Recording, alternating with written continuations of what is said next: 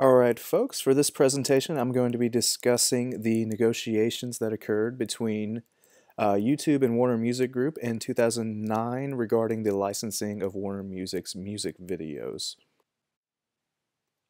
Now to start off with, let's discuss the parties involved with these negotiations, the first of which is YouTube, an online video streaming site.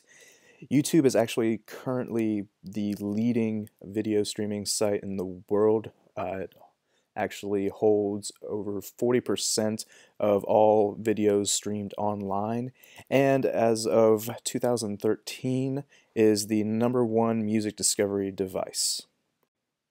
Now the other party involved with these negotiations is Warner Music Group, one of the oldest and biggest record label conglomerates. It is one of 3 major record label companies that control over 50% of recorded music.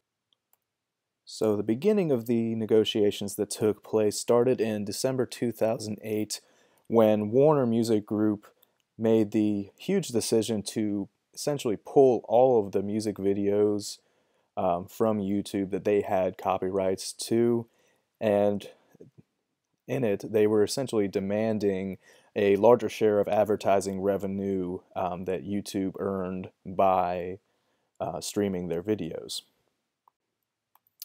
This decision was prompted by basically a renegotiation of a licensing contract between YouTube and Warner Music Group, where YouTube essentially was not budging on their rates. They had been standard rates that all companies had um, at that time been earning, and everybody at the time had felt that they were fair. So YouTube was not changing their structure for just this one company.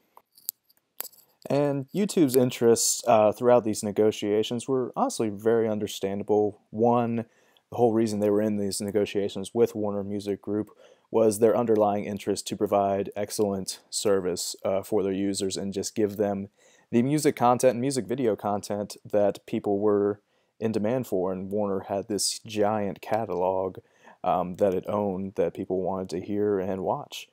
And so they also wanted to stay as the leading company in video streaming, and through doing this you have to have supply and demand. If people don't like what's on your website, they're not going to go to your website.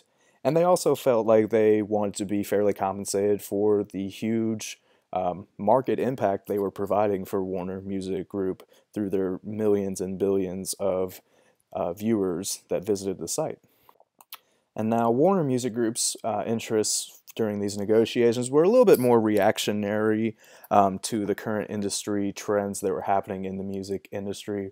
One, of course, they wanted to make sure that themselves and the artists that they represent were fairly compensated for, their work being used to create revenue for this huge video streaming company.